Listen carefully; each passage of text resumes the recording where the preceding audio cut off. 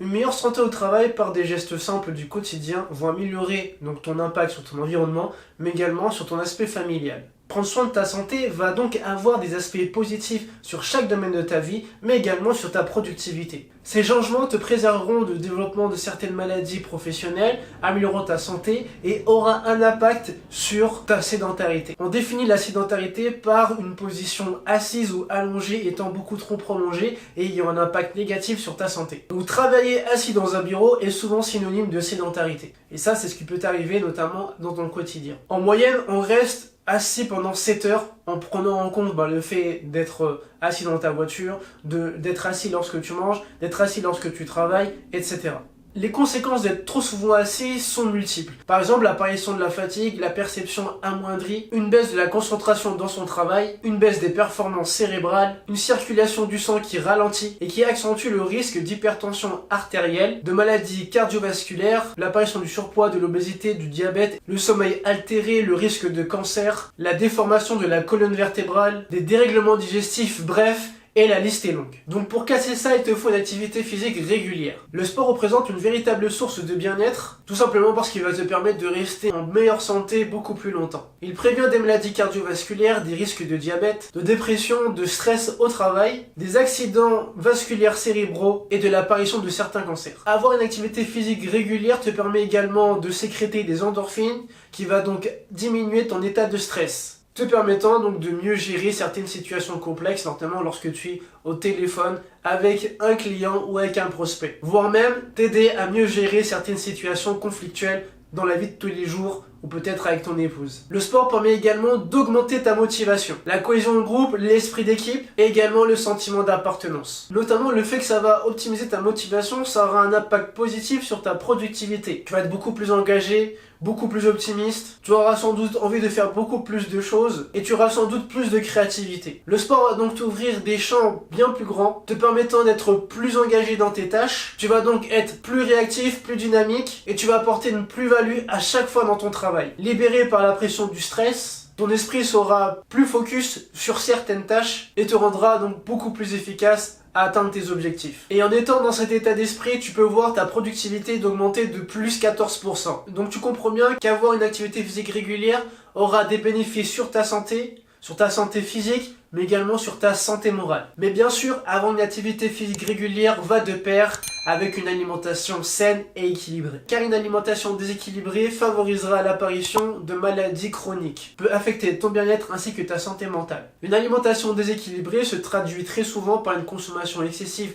d'aliments gras, d'aliments trop sucrés, d'aliments transformés, etc. D'une faible consommation de fruits et légumes, une consommation excessive de snacks, de soda, qui vont venir perturber l'équilibre de ton métabolisme. Il y a également la consommation indirecte de certains polluants lorsque tu les fais chauffer. Par exemple, lorsque tu vas prendre des plats qui sont déjà préparés avec du plastique tout autour. Lors de la cuisson, ça va dégager donc des produits, donc des toxines qui vont venir s'incorporer dans ton alimentation et lorsque tu vas les assimiler, ça aura des effets négatifs sur ta santé. Toutes ces complications vont avoir un effet négatif sur ton système nerveux mais également sur ta digestion et tout ça, ça va avoir des répercussions sur ta santé et sur ta productivité mais également sur ta motivation. Car une alimentation déséquilibrée amène ton corps à être en lutte permanente pour faire face à des éléments extérieurs sur lesquels il a du mal à pouvoir agir afin de maintenir ton corps en bonne santé. Notamment, tu risques de faire face à une digestion qui est de plus en plus compliquée face à toutes ces toxines que ton corps assimile. Ce qui aura des conséquences graves sur ta réactivité, sur ton efficacité, mais également sur ta performance dans ton travail. Autre point que tu pourrais prendre en compte pour améliorer ta productivité,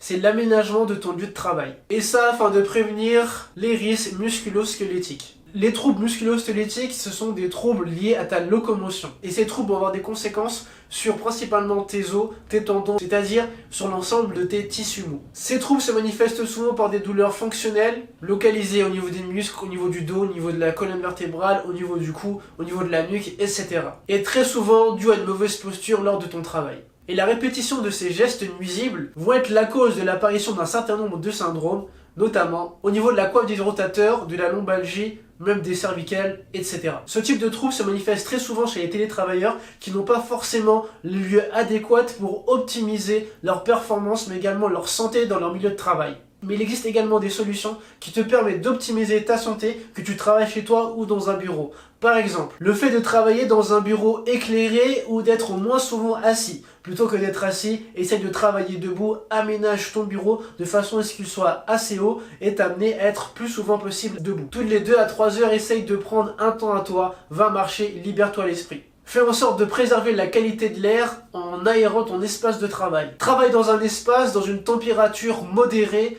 comprise entre 20 à 24 degrés. Le sommeil. Il est évident que le sommeil a un impact très important sur ta productivité, mais également sur ta qualité de travail. Ça sert à rien de t'en priver parce que c'est pas en agissant comme ça que tu auras plus de bénéfices sur ton travail. Et à ce sujet, Allah subhanahu wa ta'ala dit dans la sourate 25, verset 47, traduction rapprochée, et c'est lui qui vous fit la nuit un vêtement, du sommeil un repos, et qui fit du jour un retour à la vie active. D'après Cheikh Mohamed Ibn Yaqoubi, nous ne devrions pas dormir en continu pendant plus de 4 ou 5 heures. Faudrait se réveiller dans la nuit pour pouvoir réaliser 2 rak'at et aller dormir par la suite si on en ressent le besoin. Mais il ne faut pas dormir en continu tout simplement parce que ça va t'apporter des aspects négatifs sur ta santé. De plus, notre prophète sallallahu alayhi wa sallam avait un rythme de sommeil qui était complètement du nôtre. Et ce n'était pas pour autant qu'il avait des soucis pour se lever le matin, pour vaquer à ses occupations, pour s'occuper de ses femmes, s'occuper de la communauté, voire même combattre ses adversaires. Alors que nous, aujourd'hui, lorsqu'on se lève, on est déjà fatigué de notre journée alors qu'elle n'a même pas encore commencé. Donc, dormir quelques heures plutôt que dormir en continu pendant 7 heures, c'est plutôt quand même une bonne solution. Donc n'oublions pas que le prophète sallallahu alayhi wa sallam est un exemple pour nous. Faisons l'effort de s'en rapprocher autant que nous pouvons. Pour finir, le sommeil a donc des conséquences nuisibles si on ne fait pas attention de le préserver. Ça peut avoir également des conséquences sur ta concentration, sur ta productivité et également sur ton humeur. La performance et la productivité dans ton travail en seront principalement touchées. Voilà, donc je t'ai tout dit, maintenant c'est parti, je compte sur toi pour tout mettre en pratique. Allez, on se retrouve très vite dans la prochaine vidéo. D'ici là, prends soin de toi et n'oublie pas de t'abonner, d'activer la cloche de notification et à très vite. Salam alaikum wa rahmatullahi wa barakatuh.